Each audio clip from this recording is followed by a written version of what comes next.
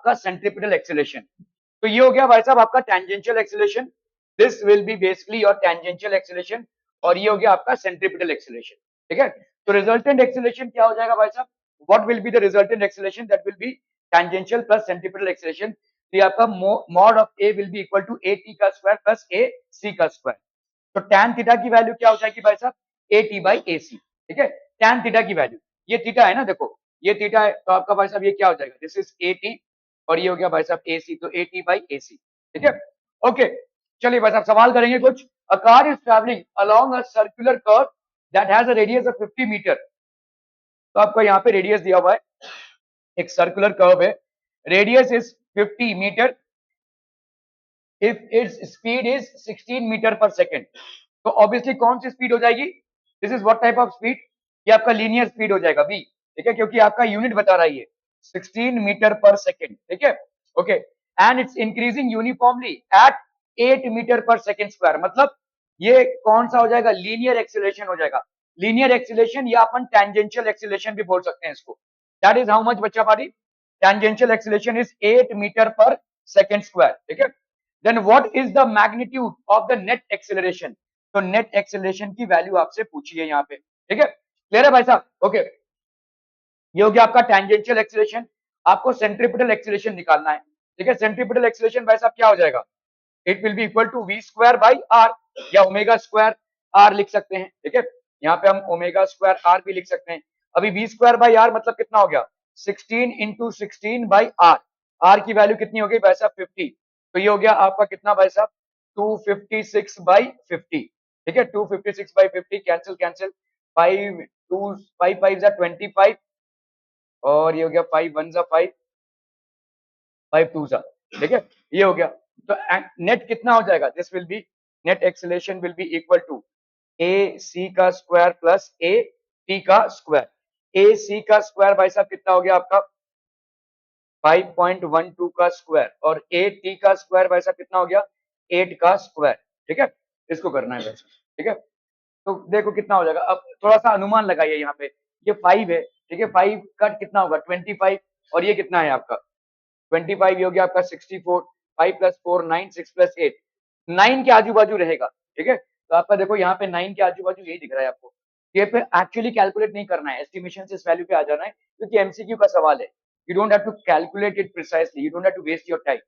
कोई भी 9 के आजू बाजू वाला वैल्यू नहीं है, you will take up that value. ठीक है, ओके, तो कर लीजिए वही आपका ए नेट आपका 9.5 आ जाएगा।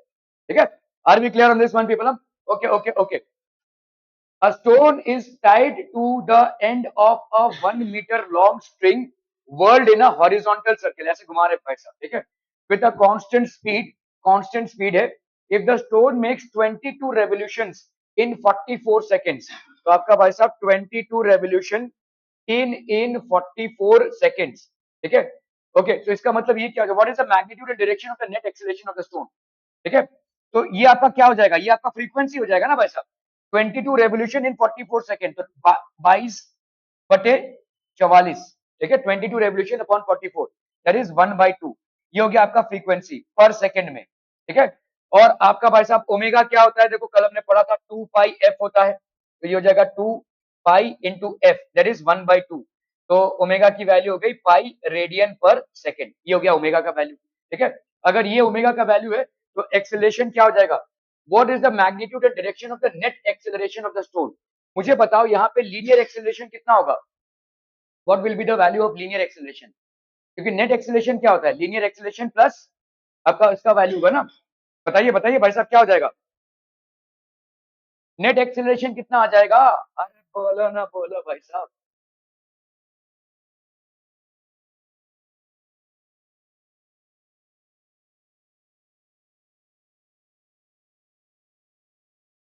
हाँ, वो सेंट्रीपिटल एक्सेलरेशन हो गया, नेट एक्सेलरेशन पूछा है आपसे।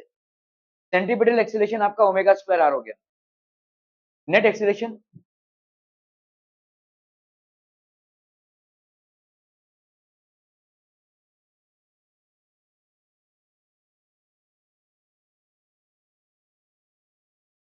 तुम लोग ध्यान नहीं दे रहे हो, जिसमें सवाल को पूरे अच्छे से पढ़ो ना। देखो चलिए, इनका बोलना है कि भाई साहब आपका omega square r, that is correct. ये आपका हो गया सेंट्रीपिटल एक्सेलरेशन, ठीक है, मतलब हो गया आपका पाई स्क्वायर, आर की वैल्यू कितनी है 1 मीटर, ठीक है, तो ये हो गया आपका पाई स्क्वायर, ठीक है, बढ़िया, ये हो गया आपका एक्सेलरेशन भाई साहब pi square centripetal acceleration.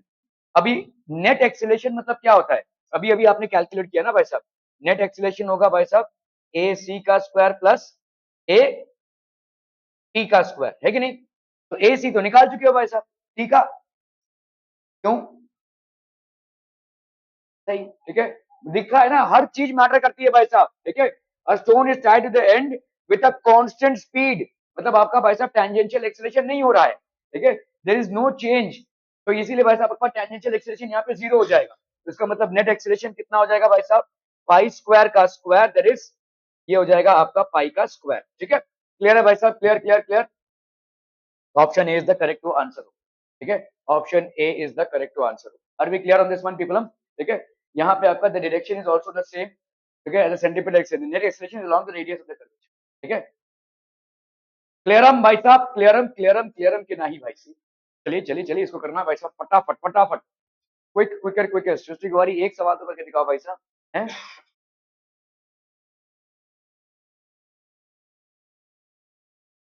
10th history है भाई साहब, 10th भूल जाइए, 10th और 11 की पढ़ाई में कुछ सामंजस्य दिख रहा है आपको, नहीं, कहाँ पढ़े थे, क्या से क्या हो गया भाई साहब,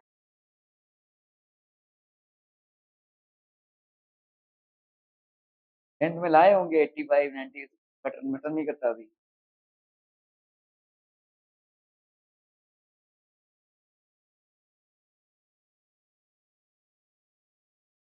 जो भी मार्क्स लाए थे उसका फ्रेम बनाकर रख दो घर पे, पोते पोतियों को दिखाना, उसका अभी कुछ काम नहीं है उसका, अभी यहाँ पे काम है, हो गया हो गया हो गया, डन डन डन,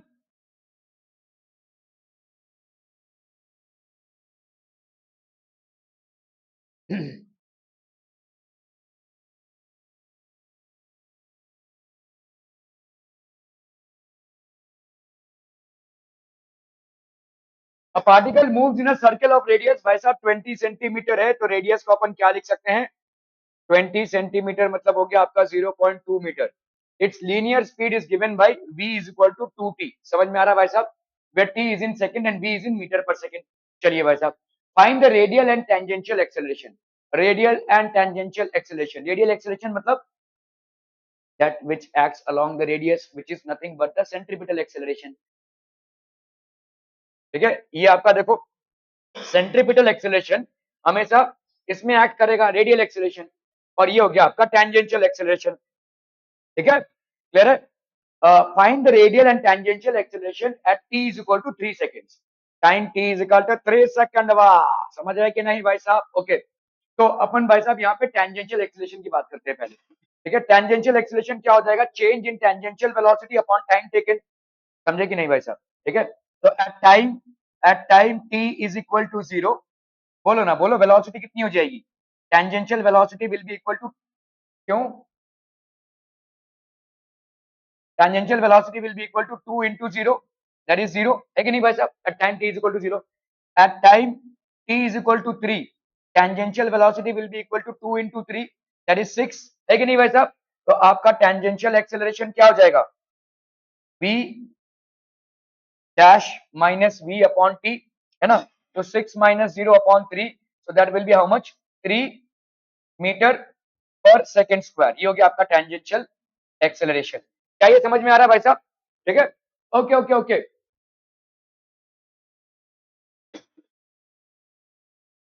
एक का भी 3 नहीं है भाई साहब यहाँ,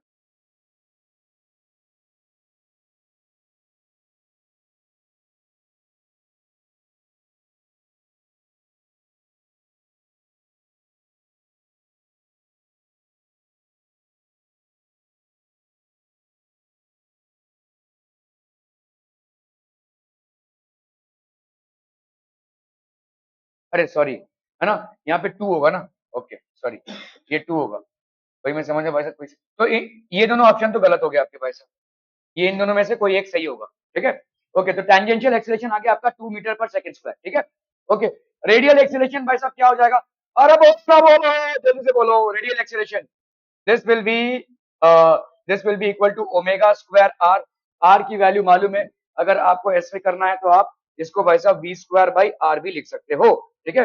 वी स्क्वायर की वैल्यू भाई साहब कितनी है, तो रेडियल एक्सेलरेशन,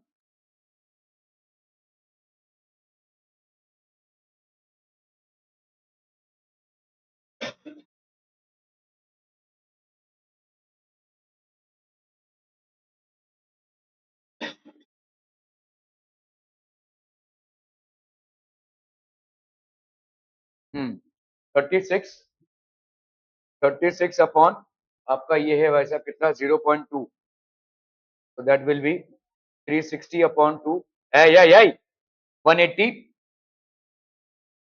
रेडियन पर सेकेंड स्क्वायर होगा ये, ठीक है, आपका सेंट्रीपिटल एक्सेलरेशन। ठीक है भाई साहब, क्लियर है, क्लियर है, क्लियर है भाई साहब, नहीं मीटर पर सेकेंड स्क्वायर होगा, मीटर पर सेकेंड स्क्वायर, तो ये वाला करेक्ट हो जाएगा, C, option C is the correct answer होगा, ठीक है। क्लियर क्लियर क्लियर भाई साहब, क्लियर है, बहुत बढ़िया भाई साहब, बहुत बढ़िया। चलिए इसको करना है भाई साहब, फटाफट फटाफट, क्विक क्विक जल्दी से।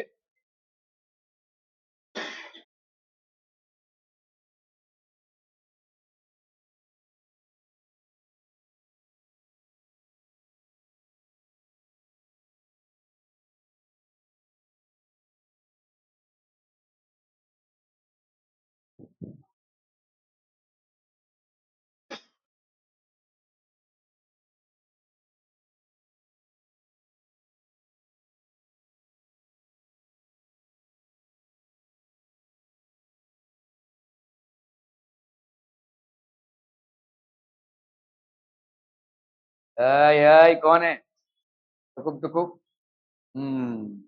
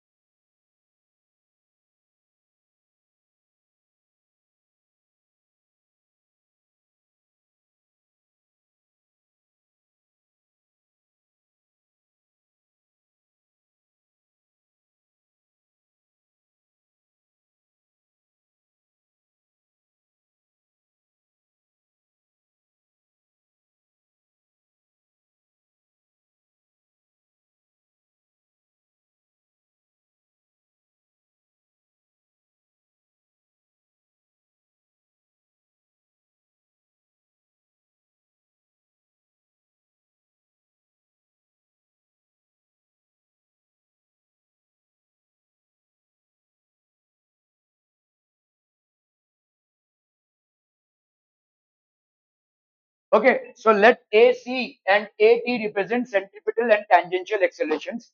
या आपके centripetal और tangential accelerations. The motion of a particle would be uniform and circular if, बताइए, tangential acceleration जीरो रहने दो, centripetal acceleration आपका होना चाहिए, ठीक है। तो हाँ, C will be the correct option, ठीक है। देखो अगर कोई बॉडी है जो ऐसे घूम रही है, यहाँ पे भी 5 मीटर पर सेकंड है, 5 मीटर पर सेकंड है, 5 मीटर पर सेकंड है, 5 मीटर पर सेकंड है, तो उसका टेंजेंशियल एक्सेलरेशन क्या हो जाएगा, जीरो, क्योंकि change in tangential velocity is zero. But if it is performing a circular motion, there has to be a centripetal force and there has to be a centripetal acceleration as well.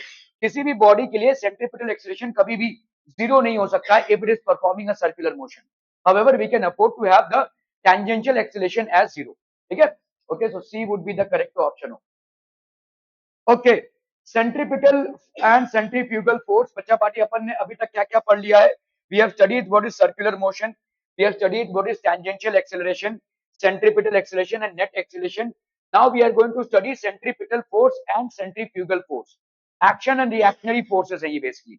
ठीक है. Just as when I am standing, there is a weight of my body which is acting downwards, and simultaneously there is a normal reaction exerted by the ground on me upwards. ठीक है. When I am exerting a force on the wall, there is a force exerted by me on the wall, and simultaneously there is a reactionary force exerted by the wall on me. ठीक है. सो जैसे आपका action और reactionary force होता है, जो Newton's law के हिसाब से दोनों भी बराबर होता है, equal and opposite in direction होते हैं, वैसे यहाँ पे आपका सेंट्रीपिटल फोर्स और सेंट्रीफ्यूगल फोर्स हो जाएगा. ठीक है, क्लियर है भाई साहब? बहुत बढ़िया भाई साहब. ठीक है, ओके. तो सेंट्रीपिटल फोर्स इज व्हाट बच्चा party is a force on an object directed towards the center of a circular path that keeps the object on the path.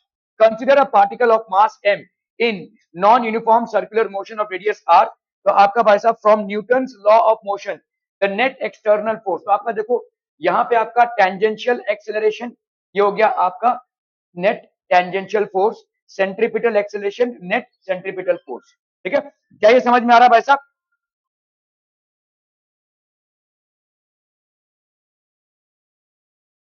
Hello, हाँ बोलिए ना.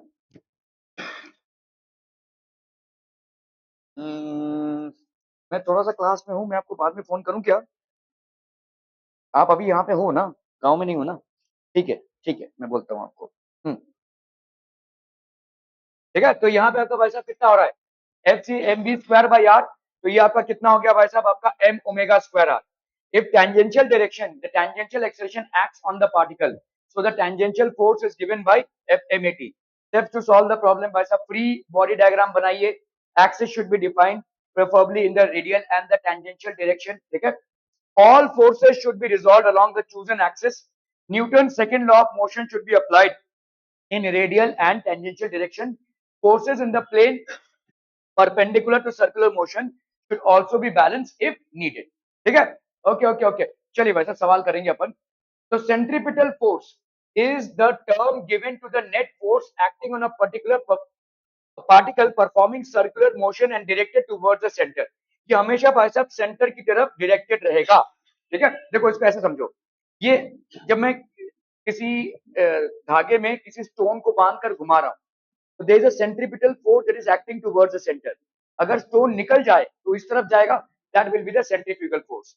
तो स्टोन देखो, अभी ध्यान से समझना, ये स्टोन है, ये ऐसे घूम रहा है. स्टोन ना तो इधर आ रहा है और ना तो इधर जा रहा है, ऐसे घूम रहा है ये. It is rotating, but neither it is moving in this direction nor it is moving in this direction. इसका मतलब इधर वाला फोर्स और इधर वाला फोर्स बराबर होना चाहिए ना. तो अगर मैं बोल रहा हूं कि एक सेंट्रीपिटल फोर्स सेंटर की तरफ है, तो स्टोन सेंटर की तरफ चला जाता था.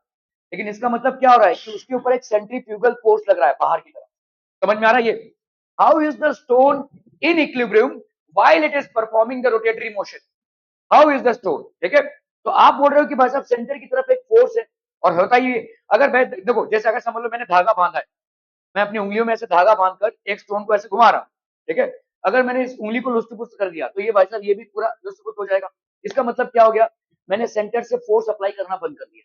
मतलब अभी उस धागे पे कोई फोर्स नहीं जा रहा है, जिसकी वजह से वो भी लुस्त-पुस्त होकर गिर पड़ा. समझ में आ रहा है भाई साहब ये? ओके. तो इसका मतलब there is the force which is there between the stone and my fingers and this is directed towards it. लेकिन अगर ऐसा ही फोर्स है, तो भाई साहब ये तो इधर चला आएगा, लेकिन ये तो इधर नहीं आ रहा है. तो इसका मतलब इधर एक फोर्स जरूर है, लेकिन उसको फंसा के रखने के लिए उधर एक फोर्स भी है. यही आपका सेंट्रीपिटल और सेंट्रीफ्यूगल फोर्स. ठीक है, centripetal force is directed towards the centre at the same time centrifugal force is directed outside. जैसे आप अगर गाड़ी में बैठे हैं, फोर व्हीलर में बैठे हैं, ठीक है, दरवाजे के पास, तो आपका गाड़ी जब टर्न ले रहा है, अभी जब गाड़ी टर्न ले रही है, तो भाई साहब there is a centripetal force. ठीक है, लेकिन at the same time there will be a centrifugal force.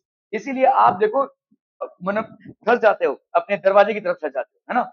If the it is open then you will go out. ठीक है, तो आपका भाई साहब उधर फोर्स लगा. तो there is a centripetal force and there is a centrifugal force. ठीक है, okay. So electrons orbiting around the nucleus of an atom. तो आपका भाई साहब यहाँ पे कौन सा फोर्स हो जाएगा? ये कहां से मिल रहा होगा ये फोर्स मिल रहा होगा इलेक्ट्रोस्टैटिक फोर्स से।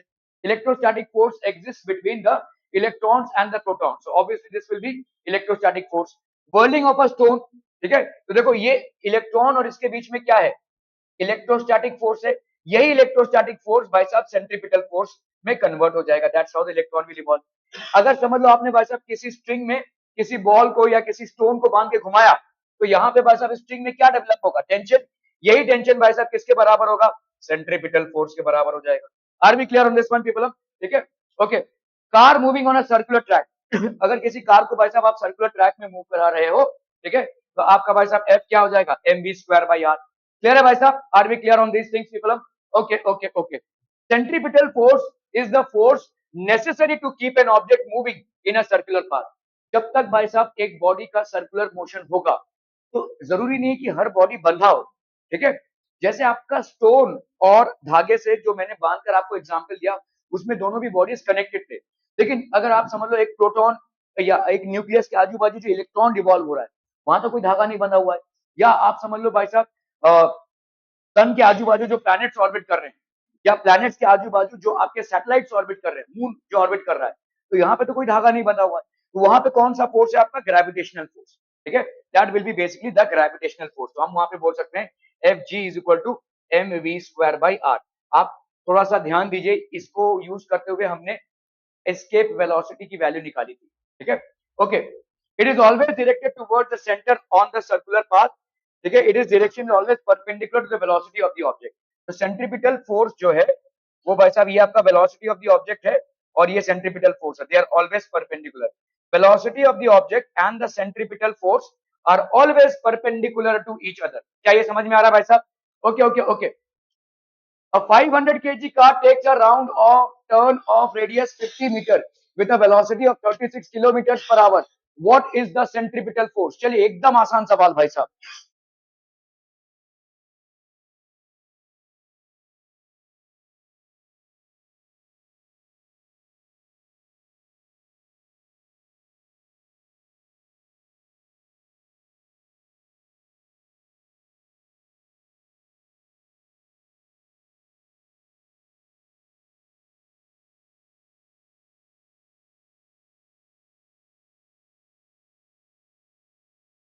अब 500 केजी कार, ठीक है, तो आपका भाई साहब ये m का वैल्यू कितना हो गया, 500 KG.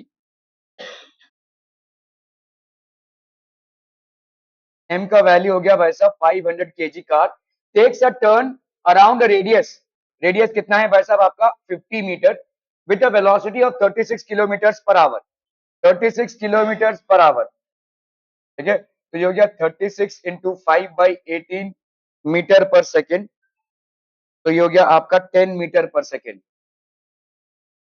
What is the centripetal force, centripetal force क्या हो जाएगा भाई साहब, तो centripetal force will be equal to m v square by r, ठीक है। एम की वैल्यू यहाँ पे कितनी हो गई 500, वी स्क्वायर की वैल्यू कितनी हो गई भाई साहब 10 इंटू 10 अपॉन आर की वैल्यू कितनी हो गई भाई साहब 50। ये कैंसिल 5 10 जा, तो ये हो गया आपका कितना 1000। This will be basically 1000 Newton's, ठीक है, ये हो जाएगा आपका सेंट्रीपिटल फोर्स। क्लियर है भाई साहब, are we clear on this one people, okay okay okay. 1000 newton, okay okay okay. चलिए भाई साहब इसको करना है, ओए टाइम पास लोग क्या हो रहा है, फटाफट फटाफट सवाल कीजिए।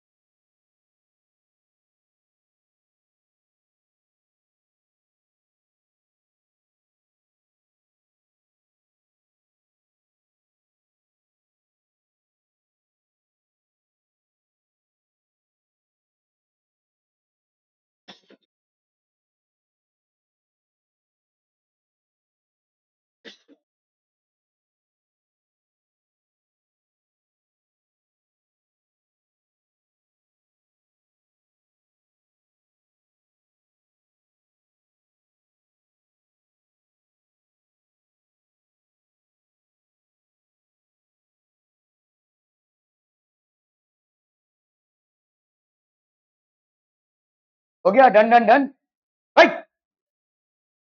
To particles of equal masses are revolving in circular paths of radii. तो आपके भाई साहब दो पार्टिकल्स है और इक्वल मासेस के हैं, ठीक है। एक भाई साहब रेडियाई R1 और R2, ठीक है। तो यहाँ पे भी भाई साहब कितने बात कर रहे हैं भाई साहब, two particles of equal masses M and M, ठीक है, are revolving in a circular path of radius, ये हो गया R1 और ये हो गया भाई साहब R2 respectively, with the same angular speed. दोनों का एंगुलर स्पीड सेम है, मतलब क्या हो जाएगा, ओमेगा सेम है, ठीक है। Both have the same angular speed omega. What is the ratio of centripetal forces on them? Centripetal force मतलब जल्दी जल्दी जल्दी कितना होता है? हाँ, सेंट्रीपिटल फोर्स एम mv² और उसका दूसरा फॉर्मेट क्या है, v²r, और what is the other format, ओमेगा²r। भाई साहब याद रखिए ये सब फटाफट।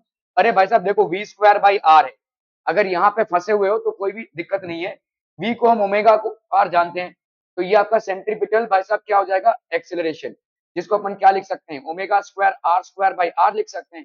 ये कैंसिल होके क्या आ जाएगा, ओमेगा²r। तो there are two formats centripetal acceleration का, एक हो गया आपका v²r, दूसरा हो गया ओमेगा²r। लिख लीजिए इसको भाई साहब जल्दी से फटाफट, बिल्कुल भी इंटरेस्ट नहीं है सवाल करने का, चलो फटाफट। ओके, यहाँ पे आपका क्या हो गया, ओमेगा दोनों का सेम है। आपको यहाँ पे पूछा है कि what is the ratio of the centripetal forces, तो आपका F1 का वैल्यू कितना हो जाएगा, m ओमेगा²r। F क्या होता है, m इंटू ए, ठीक है, m इंटू ए। तो भाई साहब सेंट्रीपिटल एक्सीलरेशन मतलब F centripetal will be equal to this, तो F1 की वैल्यू ये हो गई। सिमिलरली भाई साहब F2 की वैल्यू क्या हो जाएगी, m ओमेगा²r, ठीक है, R1 हो गया ये, और ये हो गया R2। अभी दोनों का भाई साहब ओमेगा है, ठीक है, तो ये ओमेगा1 और ओमेगा2 नहीं है, दोनों का ओमेगा है, दोनों का मास भी सेम है। तो अपन करते हैं अगर F1/F2, आपको यहाँ पे क्या करना है, you will have to basically find out what is the ratio of the centripetal forces on them. तो ये हो गया m omega square r one upon m omega square r two, ये कैंसिल, ये कैंसिल। तो आपका यहाँ पे F1/F2, F1/F2 is equal to R1/R2, ये हो जाएगा भाई साहब आपका R1/R2, ठीक है। क्लियर है भाई साहब, clear clear clear, okay okay okay. चलिए भाई साहब इसको करना है फटाक से, क्विक क्विक जल्दी से। A stone of mass 2 kg is tied to a string of length 0.5 meter. If the breaking tension of the string is 900 Newton, then what is the maximum angular velocity that the stone can have in uniform circular motion? कितना maximum angular velocity हो सकता है? चलिए जल्दी जल्दी जल्दी भाई साहब, जल्दी करना है।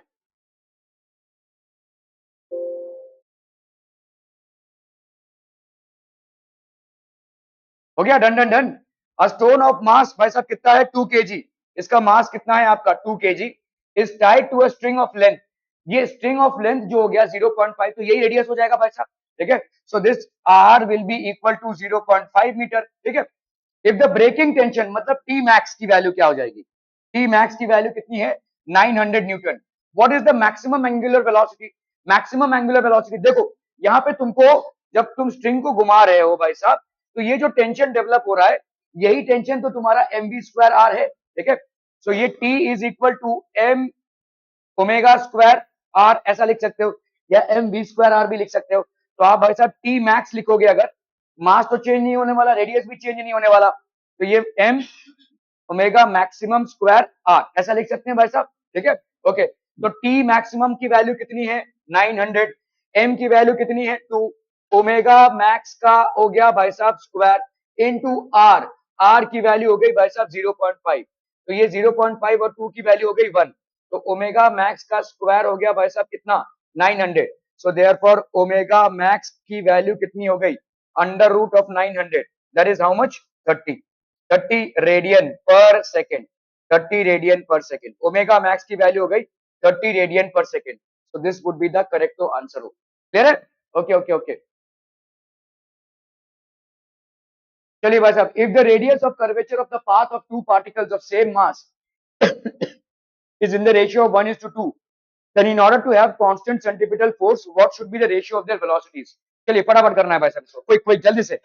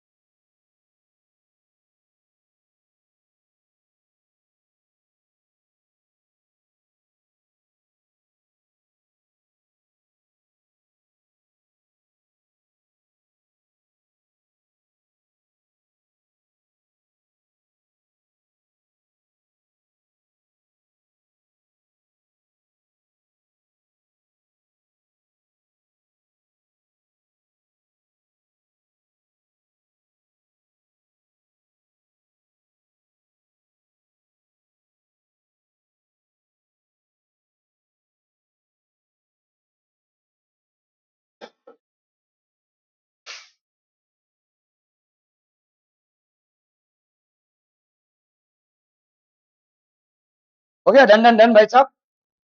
Are we done? Okay, if the radius of curvature of the path of two particles of same mass is in the ratio of 1:2, तो आपका भाई साहब R1 by R2 की वैल्यू कितनी है? 1:2. Then in order to have constant centripetal force, what should be the radius of their velocities? Constant centripetal force है भाई साहब यहाँ पे, ठीक है. If the radius of curvature of the path of two particles of same mass, तो मास दोनों का भाई साहब m है, ठीक है. Then in order to have constant centripetal force, what should be the radius ratio of their velocities? Velocities की भाई साहब रेशियो क्या हो जाएगी कांस्टेंट सेंट्रीपिटल फोर्स के लिए?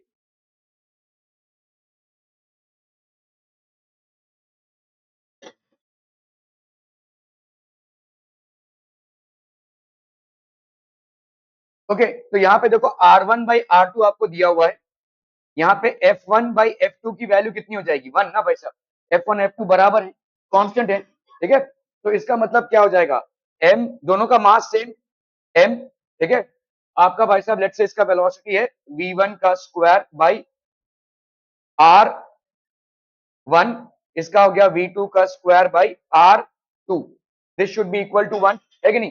ठीक है. m और m भाई साहब आपका कैंसिल हो गया, तो v1 का स्क्वायर और भाई साहब v2 का स्क्वायर, और इधर कितना हो जाएगा भाई साहब? r2 बाई r1, है ना.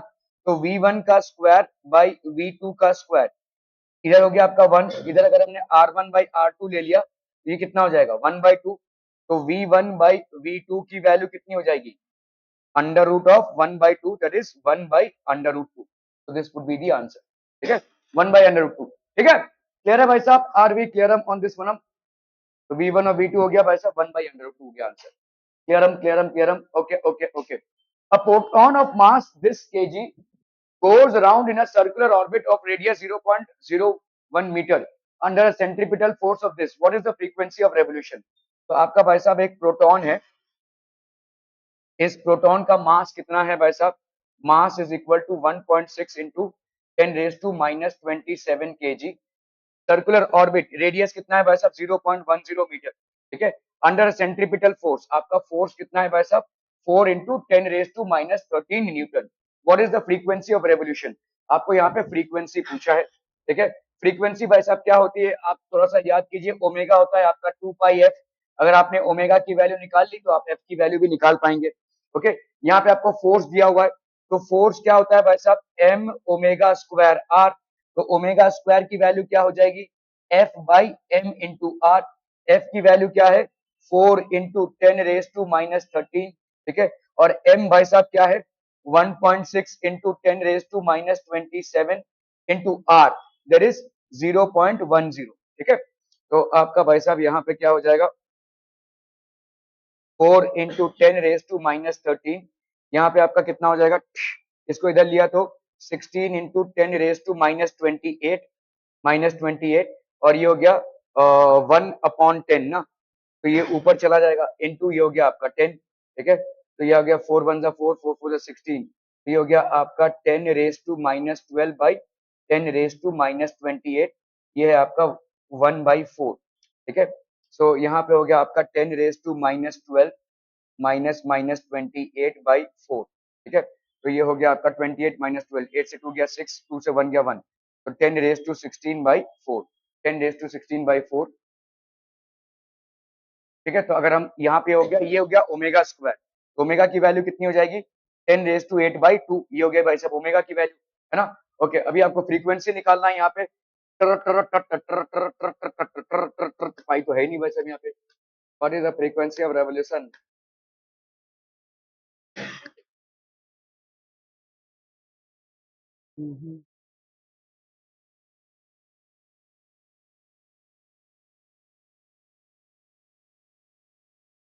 हो गया.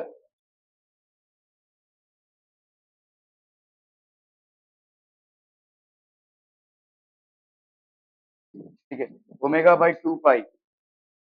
यहाँ पे 8 इंटू 10 कैसे आ गया भाई साहब? ओमेगा यहाँ पे 1.65/2.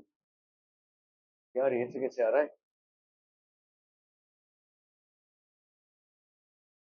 हाँ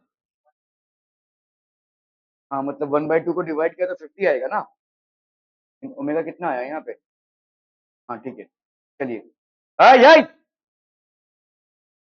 ये हो गया भाई साहब ओमेगा। तो आप यहाँ पे ओमेगा को क्या लिख सकते हैं, 1/2 इंटू 10⁻⁸। 1/2 की वैल्यू होती है 0.5 into 10⁻⁸, that will B 5 into 10⁻⁻7 radian पर सेकेंड। ठीक है, ओके। तो ओमेगा इज इक्वल टू भाई साहब होता है 2 पाई एफ।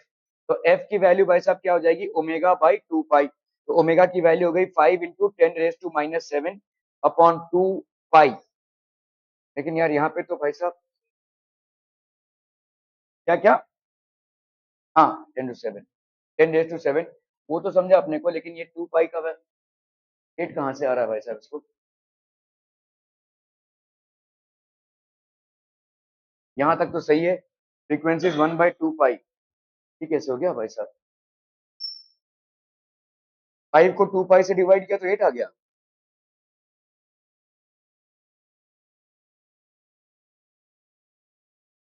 ट्वेल्व, 6 इंटू 3.14 ना, 6 टू 12, ऊपर 5 है।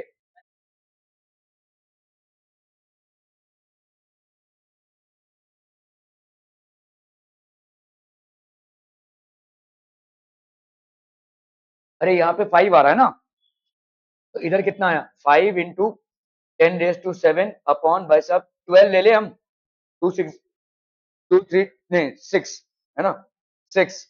तो आपका भाई साहब कितना आ जाएगा यहाँ पे, 50/6 इंटू 10⁻⁷। हाँ ठीक है, फिर 8 इंटू 10⁻⁶, ठीक है, 10⁻⁶, ठीक है। चलिए भाई साहब कोई दिक्कत नहीं। तो भाई साहब करना है, car of mass m is moving around a circular track of radius r at a constant velocity v. The centripetal force acting on the car is Fc. If the car's velocity is double, what is the new centripetal force required for the car to move on the circular track? चलिए फटाफट करना है भाई साहब इसको, quick quick जल्दी से।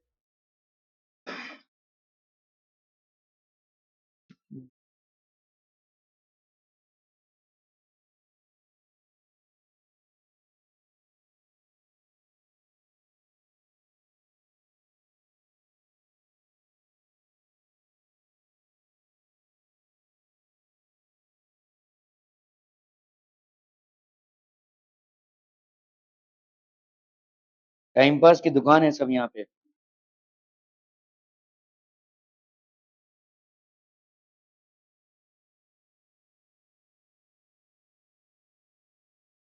तो तुम हो चेयरमैन, मुखिया।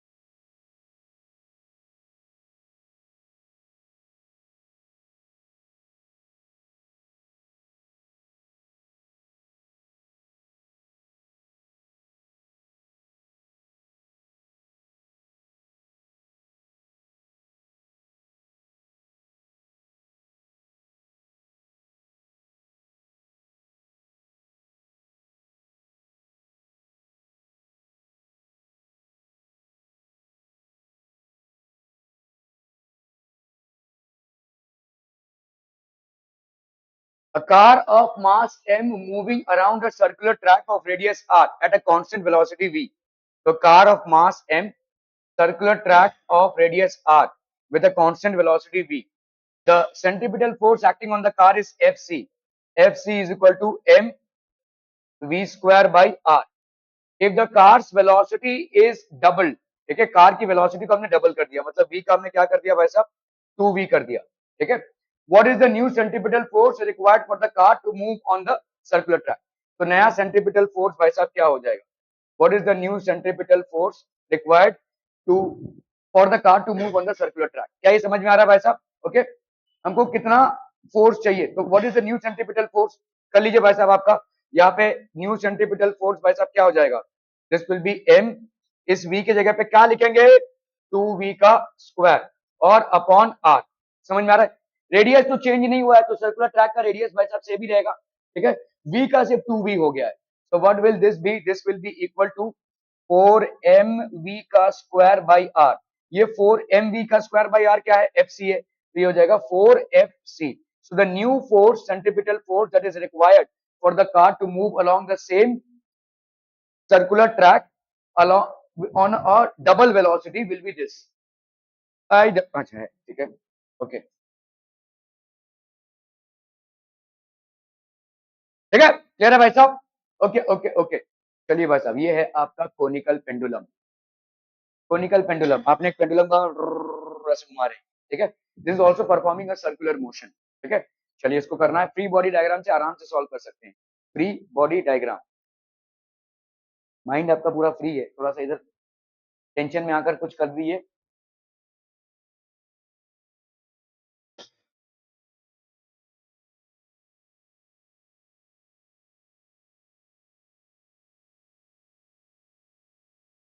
एक के भी चेहरे पे ना कोई शिकंज नहीं है, लाइफ एकदम एंजॉय कर रहे हैं भाई साहब, साइंस लिया एकदम chill. A particle of mass m is suspended, ये भाई साहब पार्टिकल ऑफ मास m है। ओए, इस पे फ्री बॉडी डायग्राम बनाओ, क्या होगा, नीचे की तरफ फोर्स mg, ये हो गया भाई साहब आपका टेंशन, तो ऊपर की तरफ फोर्स क्या हो जाएगा, ये थीटा है, तो ये आपका देखो z बन रहा है, तो ये आपका क्या हो जाएगा थीटा, तो ऊपर की तरफ फोर्स क्या हो गया t cos थीटा, ठीक है, क्लियर है भाई साहब? ओके, ये वाला हो गया आपका t cos थीटा, तो अंदर की तरफ फोर्स क्या हो जाएगा आपका t sin थीटा, ठीक है, तो ये हो गया भाई साहब आपका t sin थीटा। क्या ये समझ में आ रहा है भाई साहब? t cos थीटा ऊपर की तरफ और t sin थीटा, देखो ये इस तरफ है डायरेक्शन। मैंने आपको क्या बोला है, टेंशन को कैसे देखने का है, टेंशन को, एक मक्खी इधर बैठा दो, मक्खी कैसे देख रही है भाई साहब, ये ऐसे जा रही है tension, this is how the tension is, ठीक है। तो टेंशन अगर इस डायरेक्शन में है, तो इसका कंपोनेंट भी भाई साहब इस डायरेक्शन में और इस डायरेक्शन में होगा, the component is along this direction, ठीक है, ओके। तो ये हो गया आपका t sin थीटा। अगर बॉल घूम रहा है तो उसपे सेंट्रीपिटल फोर्स लग रहा है, मुझे बताइए यहाँ पे सेंट्रीपिटल फोर्स क्या होगा शर्मा जी, अच्छा, आर, सेंट्रीपिटल फोर्स आर होगा, आर तो भाई साहब रेडियस है, हाँ,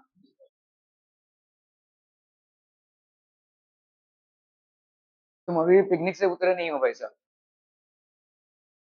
हाँ, अरे वाह, क्या सिर्फ साइन थीटा बोल रहा है कि टी साइन थीटा, बढ़िया, ठीक है, अगर खुद से जवाब आया तो बढ़िया, ठीक है, तो ये हो गया यस करेक्ट। तो आपका देखो यहाँ पे जो ये घूम रहा है, सर्किल तो भाई साहब आर का है, लेकिन सेंट्रीपिटल फोर्स क्या है, टी साइन थीटा होगा, सेंट्रीपिटल फोर्स हमेशा सेंटर की तरफ है, ऐसा बेवकूफी मत करना कि सेंट्रीपिटल फोर्स ये होगा टेंशन, नहीं, सेंट्रीपिटल फोर्स टेंशन तब होगा जब ऐसे घूम रहा होगा, लेकिन ऐसे नहीं घूम रहा है, ये ऐसे घूम रहा है, ठीक है, तो इसका मतलब भाई साहब आपका यहाँ पे टेंशन आपका सेंट्रीपिटल फोर्स नहीं होगा, आपका सेंट्रीपिटल फोर्स होगा टी साइन थीटा, ठीक है, समझ में आ रहा है ये, okay. A particle of mass m is suspended from a ceiling through a string of length L. The particle moves in a horizontal circle of radius r. Find the following. The speed of the particle. तो speed of the particle भाई साहब कितना हो जाएगा, यहाँ पे अपन करेंगे दो इक्वेशन, देखो क्या, t cos theta is equal to mg, और बोलो भैया यहाँ पे t cos थीटा, क्योंकि पार्टिकल ऊपर नहीं जा रहा है नीचे भी नहीं आ रहा है, मतलब ये दोनों फोर्सेस एक दूसरे को क्या कर रहे हैं, बैलेंस कर रहे हैं कि नहीं भाई साहब, ओके। और क्या है, देखो पार्टिकल इधर नहीं जा रहा है, सेंट्रीफ्यूगल फोर्स क्या हो जाएगा, m v square by r, T sine theta और m v square by r दोनों दूसरे को बैलेंस कर रहे हैं, देखो ऐसे जा रहा है क्या पार्टिकल आगे, नहीं ना, इसका मतलब ये घूम रहा है, तो ये बराबर बैलेंस्ड है, सेंट्रीपिटल फोर्स और सेंट्रीफ्यूगल फोर्स में बैलेंस्ड है भाई साहब, ठीक है, तो आपका क्या हो जाएगा यहाँ पे, t sine theta is equal to m v square by r. तुमको क्या कैलकुलेट करना है, speed of the particle calculate करना है भाई साहब, ठीक है, इन दोनों को भाई साहब कर दो डिवाइड, तो tan थीटा, ये कैंसिल हम हो जाएगा, समझ में आ रहा है, थोड़ा मेंटल मैथ्स कर रहे हैं कि नहीं, ठीक है, टी और T sine theta by cos theta कितना हो गया tan थीटा, इसको भाई साहब करोगे तो m और m कैंसिल हो गया भाई साहब आपका, तो ये हो गया कितना v स्क्वायर बाई आर जी। समझ में आ रहा है ये भाई, m और m कैंसिल हो गया ना, v square by r upon g, तो v square by r g हो गया। इस डायग्राम को ध्यान से देखो और बोलो मेरे को tan थीटा कितना होगा। सृष्टि कुमारी जल्दी, tan थीटा की वैल्यू क्या होगी जल्दी, चाची प्रगति, क्या होगा tan थीटा का वैल्यू? हाँ, ट्रायंगल को देखो, ट्रायंगल को देखो, फटाफट दे देखो भाई साहब एकदम, भाई बहुत फास्ट सवाल करना है। ये आर है, ये एल है, इस ट्रायंगल को देखो, ये थीटा है कि नहीं, ठीक है। तो अगर मेरे को यहाँ पे भाई साहब ये एल हो गया, ये आर हो गया, तो ये वाला कितना हो जाएगा बोलो, l square minus r square under root, Pythagoras theorem से ये हो जाएगी नहीं, ठीक है। L square minus r square under root, इतना सबको समझ में आ रहा है। तो मुझे बताओ tan थीटा की वैल्यू क्या हो जाएगी? अरे बोलो भाई साहब, आर परपेंडिकुलर अपॉन बेस, तो tan थीटा की वैल्यू होती है perpendicular upon base, r upon l square minus r square, ठीक है, समझ में आ रहा है। इधर लिख दो भाई साहब आर अपॉन, या tan थीटा भी लिख सकते हो, यहाँ पे थीटा दिया हुआ है ना थीटा, ठीक है, r square upon l square minus r square is equal to v square by r g, ठीक है। तो वी स्क्वायर की वैल्यू क्या हो जाएगी, r square into g upon l square minus r square. तो वी की वैल्यू अपन क्या लिख सकते हैं भाई साहब, अंडर रूट ले लिया, ये r under root g by, यहाँ पे l square minus r square already raise to half, इसको अपन लिख सकते हैं r under root g upon, ये ऑलरेडी अंडर रूट में था, तो ये हो जाएगा l square minus r square raise to 1/4। या आप सीधा ऐसे भी लिख सकते हो, v square is equal to r g tan theta, तो वी की वैल्यू देयरफॉर क्या हो जाएगी, under root of r g tan theta, ऐसा भी लिख सकते हैं, ठीक है। Tension in the string, tension tension भाई साहब टी कॉस थीटा, ठीक है। तो आपका भाई साहब यहाँ पे देखो टी कॉस थीटा की वैल्यू कितनी है, एम जी है, कॉस थीटा की वैल्यू बोल तो टी की वैल्यू क्या हो जाएगी, m g by cos theta, ठीक है। कॉस थीटा उठा लो भाई साहब, यहाँ पे कॉस थीटा क्या हो जाएगा, बेस अपॉन हाइपोटेन्यूज, ठीक है। तो ये हो जाएगा आपका एम जी, बेस आपका कितना हो गया वहां पे, under root of l square minus r square upon l, तो ये हो गया m g l upon this, ये हो गया टेंशन, ठीक है, ठीक है, ठीक है, ठीक है, ठीक है, ठीक है भाई साहब। देखो कॉस थीटा की वैल्यू ये आ गई, ठीक है। तो आपका भाई साहब यहाँ पे t sine theta by cos theta आपने इसको किया, देखो टी की वैल्यू क्या आई है, m g l by l square by minus r square, समझ आ रहा है कि नहीं, बहुत फास्ट जा रहे क्या, नहीं, ओके ओके ओके ओके। तो यहाँ पे देखो जी आर टैन थीटा ये आया था आपका, अभी इसको और भाई साहब इसको इलेबोरेट करना है तो ऐसा भी लिख सकते हैं आपका, देखो आर अंडर रूट जी, ठीक है, l square minus r square raise to 1/4, ठीक है। फटफट सोचना है भाई साहब सवालों को, ठीक है। मैकेनिक्स है, इसमें सिर्फ आपको भाई साहब अप्लाई करना है नॉलेज को। चलिए फटाफट है भाई साहब, क्विक क्विक जल्दी से।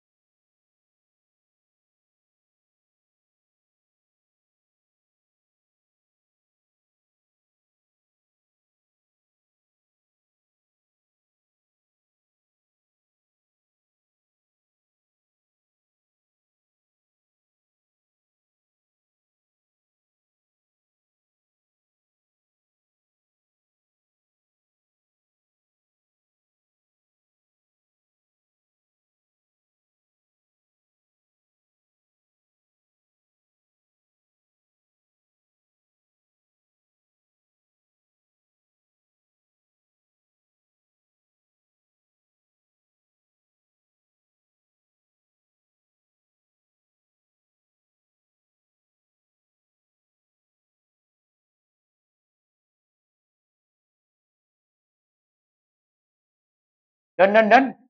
In a rotor, a hollow vertical cylinder structure rotates about its axis and a person rests against the inner wall. चलो भाई साहब, इंटरेस्टिंग सवाल है. साहिल मुनकर को हमने भाई साहब एक ऐसे रोटोर में डाल दिया है, ठीक है, और इसको यहाँ पे पनिशमेंट के तौर पे खड़ा करवा दिया है, ठीक है, ठीक है, ओके.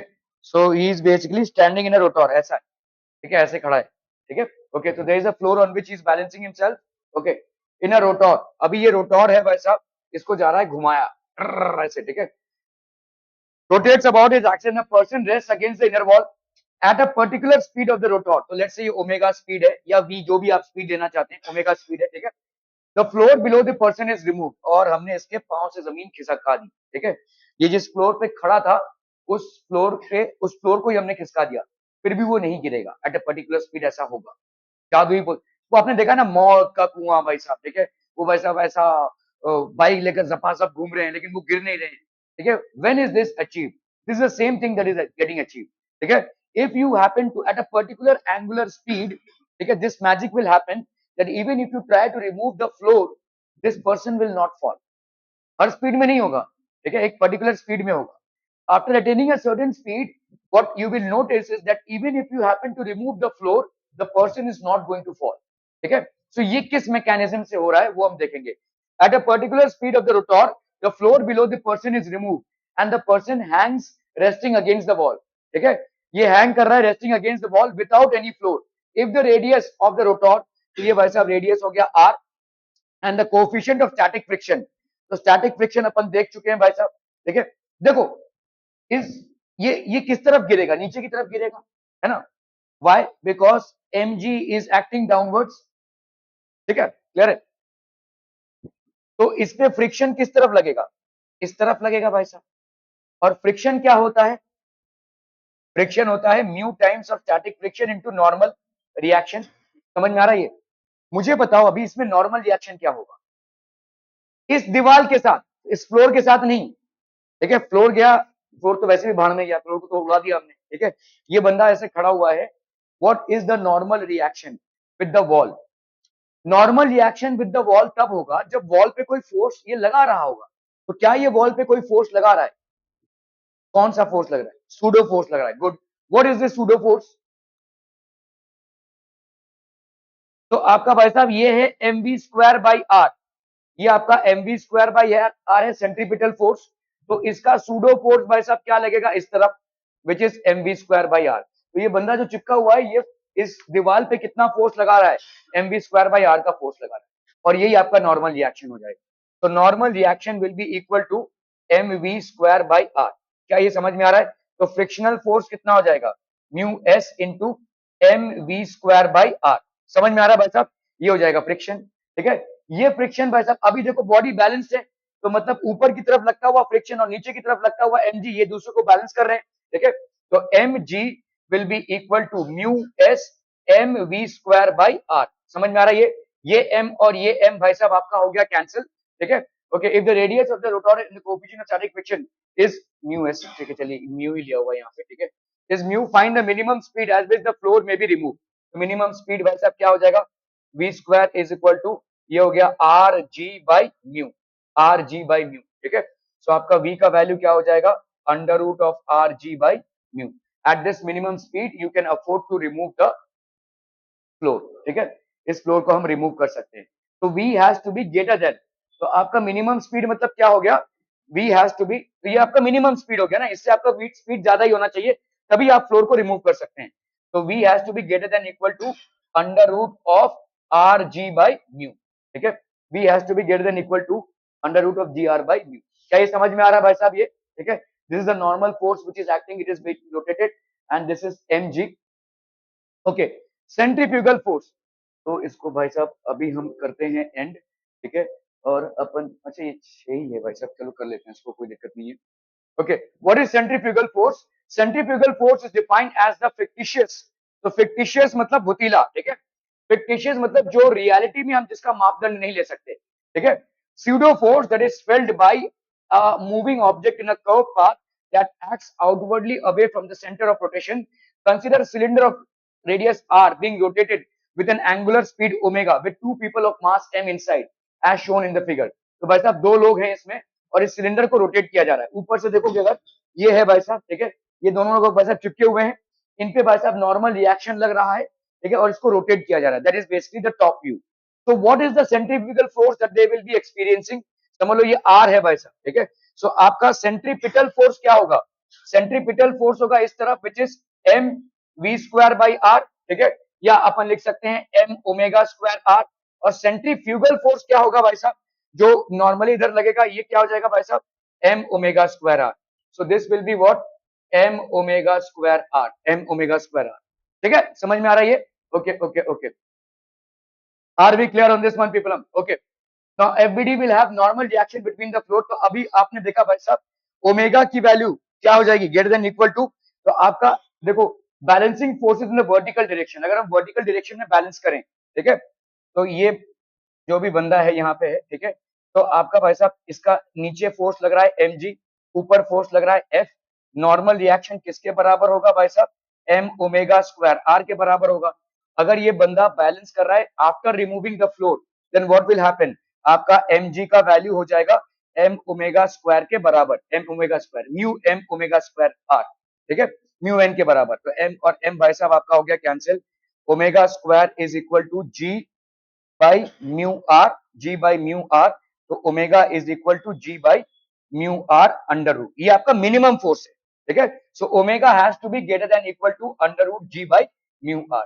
तो जब आप इसको रोटेट कराएंगे, अगर आपने इतनी एंगुलर वेलोसिटी अटेन कर ली है which will be greater than under root of g by mu r, then the person और people who are standing on the floor can remain standing even if the floor is remove, चाहे जितने भी लोग हो, चाहे जितने भी लोग हो, ठीक है। क्या ये समझ में आ रहा है भाई साहब? ओके, तो one rider is addresses, अभी सिलेंडर पर्सन फ्रेम आप देख लो भाई साहब यहाँ पे एफबीडी, तो आपका एफ, तो आपका सेंट्रीफ्यूगल फोर्स आपका क्या हो जाएगा भाई साहब? दिस इज बेसिकली द, ये सेंट्रीफ्यूगल फोर्स है जो आपका भुतीला फोर्स है, ठीक है। तो ये centrifugal force will always act on a body which is rotating, किसी भी रोटेटिंग बॉडी पे ये एप्लीकेबल होगा, ऑपोजिट डायरेक्शन में मूव करेगा। ये वाला डेरिवेशन समझ में आ गया भाई साहब? बहुत बढ़िया बहुत बढ़िया। Centrifugal force is a fictitious और pseudo force, it's not a real force, ठीक है, इसको लिख लीजिए भाई साहब। Centrifugal force is a fictitious और स्यूडो फोर्स।